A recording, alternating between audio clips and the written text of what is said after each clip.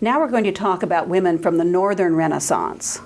The women we have information about are primarily from the lowlands. In other words, what would today be Belgium and the Netherlands. Belgium, of course, was Flanders, and many of these artists come from Bruges or Ghent.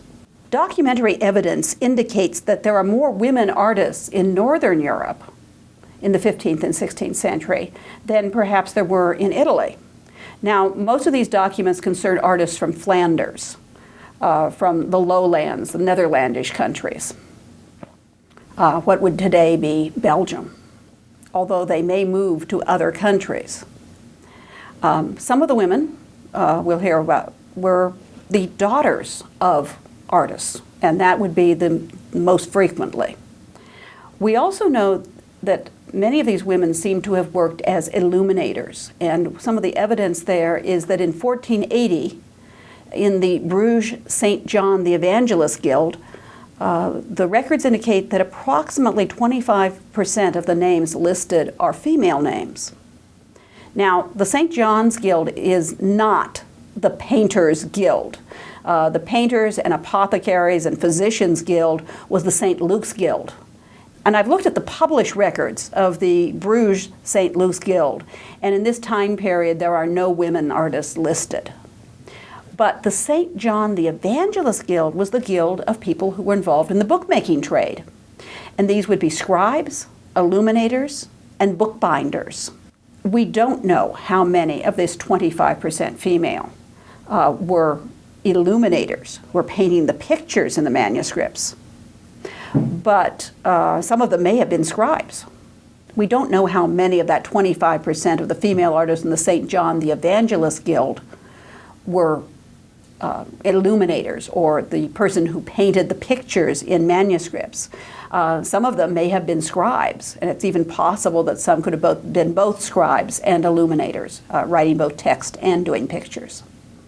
One of the 15th century women artists that are recorded is Margaret van Eyck, the sister of Jan and Hubert van Eyck.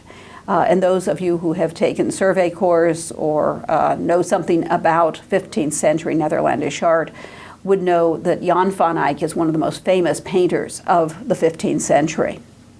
Now, we don't know any works of art by Margaret van Eyck. Once again, we're talking about a record, someone writing about it. And this isn't actually a documentary record. What it is literature.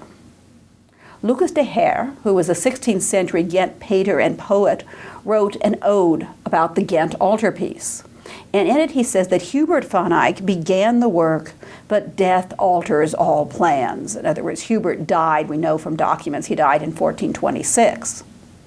And then Lucas de Heer says in his poem, he, Hubert, is buried here next to his sister, who amazed many people with her paintings. So that's the first mention that we have that there was a sister of Jan and Hubert van Eyck, who was a painter. The other record that we have about Margaret van Eyck is a bit later. It's Carl van Mander's Het Schilderboek from 1601. Het Schilderboek, it translates as the Book of Painters. Carl van Mander was a Haarlem painter, and he wrote this book in imitation, in a sense, of Vasari. He's often known as the Vasari of the North because he's writing a book about painters from Northern Europe. He's writing at a fairly late date to know anything about the 15th century artists, but he does mention Margaret van Eyck, which we would translate as Margaret, on the chapter of Jan and Hubert van Eyck. And he says, their sister, Margaret van Eyck, became famous for her painting too. Like Minerva, Margaret shunned Hymen and Lucina and remained in maiden state to the end of her life. Hymen, of course, is the god of marriages in classical mythology. And so he's saying that she remained a virgin to the end of her life. Some people have suggested that that meant that she was a nun and that she painted miniatures in manuscripts in a convent. But the fact that she's buried not in a convent cemetery, but next to Hubert van Eyck, as Lucas de Heer says that that's not necessarily so, but that she may have remained unmarried. So we don't know what she worked on. We don't know what her work was like. We don't know if she was a panel painter or a miniaturist, or both. All we have are those two references. Now, here's another artist whom we don't have any works by. Your textbook talks about her, Elisabeth Scepens. And Elisabeth Scepens is recorded in 1476 as a pupil of Willem Vreeland. Now, Willem Vreeland is a manuscript illuminator in Bruges. The two most famous manuscript illuminators from the 15th century at Bruges would be Vreeland and Simon Beynig, who is a little younger, lives a little longer. I have a picture of a manuscript that's attributed to Vreeland, just to give you the idea of what some of his miniatures might look like. I can't show you a work by Scepens because we don't know. It's possible that some of the things that are attributed to Vreeland or his followers may be by her, but we have no way of knowing unless we would find a manuscript that actually would have some kind of inscription stating who the illuminator was, and that's very, very rare. One of the interesting things about Scepens is when Vreeland died in 1481, his widow inherited the workshop. And Scepens helped her run the shop. Now, that's very interesting, and I think that may be one reason why we do see, at least in some records, more indications that there may have been some women who were, for example, manuscript illuminators. Because the laws of inheritance would be that if a painter or any other person dies, that the widow would have rights to the inheritance. And if he died without a male heir, he didn't have a son to carry on the business, then the widow would be able to carry on the business if she had the knowledge or could hire the right people. So, for example, not necessarily with painters, but certainly we do know of instances where the widow marries a journeyman who then has a secure career and carries on a workshop of some kind. Another possibility, of course, if the widow had been helping the painter and had enough training, perhaps she could do it by herself, but very frequently she might not because she's doing all the housework. So she may inherit the workshop and run the business end and have journeymen continue to run the shop. In this case, they had a woman who was trained by Vreeland herself, who becomes, I gather, a partner, or at least an employee. And since it's a woman, there's no need to have to marry her, and there's no need, what can I say, to be pushed aside for a man. The two women presumably continue to run the shop. Records state that Scepens was a guild member between 1476 and 89, when presumably she would have died at that time. One other artist who seems to have been trained as a manuscript illuminator is Susanna Horenbout. Now, the Horenbout family is quite a prominent family in the art world, particularly for miniatures and illuminations. Well, who were they? The father was named Gerard, or Gerard. The son was Lucas, and his daughter, Susanna, evidently also was a painter. They were from Ghent, and Gerard was a painter to Margaret of Austria, the regent of the Netherlands, where he painted panel paintings and manuscript illuminations, both, and we have works by him. In the 1520s, the family moved to England, and Lucas Horenbout becomes a miniaturist to the Tudor court. According to von Mander, he says that it's Lucas Horenbout who taught Holbein to paint miniatures. Now, we don't have any certain works by Susanna.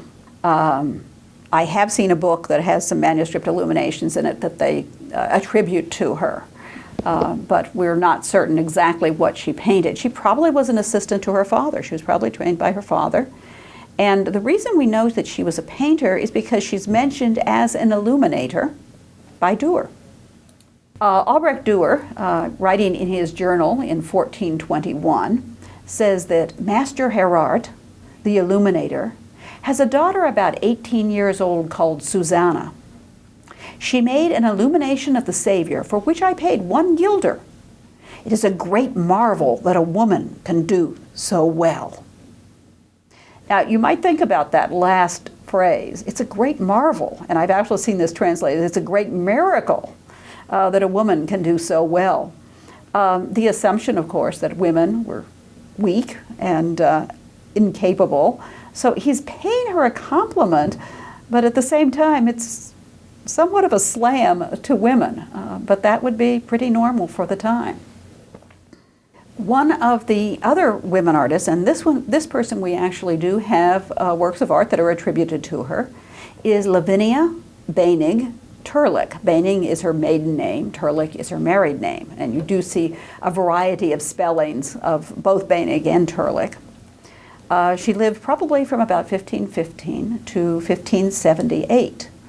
And I'm sorry, I don't have a very good reproduction. This was the only one I could find, and it's not particularly clear in places. But this is believed to be a self-portrait in a little miniature. We know that Levinia Teerling was the daughter to the very famous Bruges illuminator, Simon Beining. And she's undoubtedly trained by her father, and she becomes a miniaturist painter to the Tudor court of England. And the little picture that I have here is a miniature of the Princess Elizabeth before she became queen. Here it is in 1551 when she's 18 years old. And she works for the Tudors from Henry VII to Elizabeth I. One of the things that you often will read in books is that she had a higher salary than Hans Holbein. So she was evidently thought of quite well by the Tudors.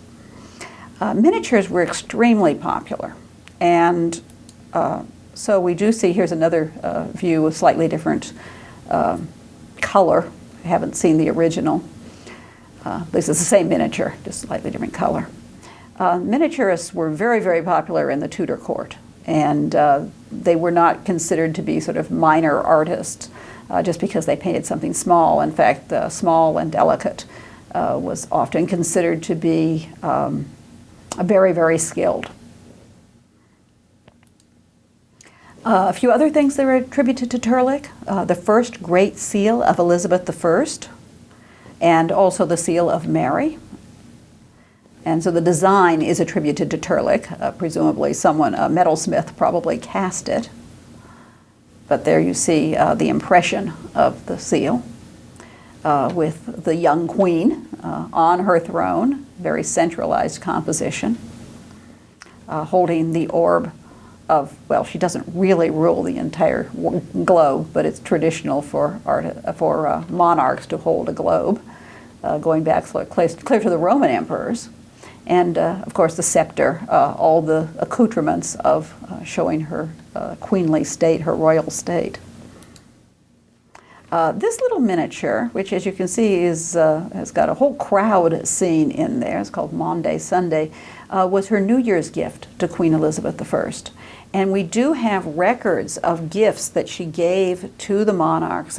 This little miniature, which you can see has a whole crowd of people in it, shows Maundy Sunday, and it is recorded as the New Year's gift to Queen Elizabeth I. And there are records in the royal archives that show Levinia Teerling giving gifts of her paintings to the various monarchs.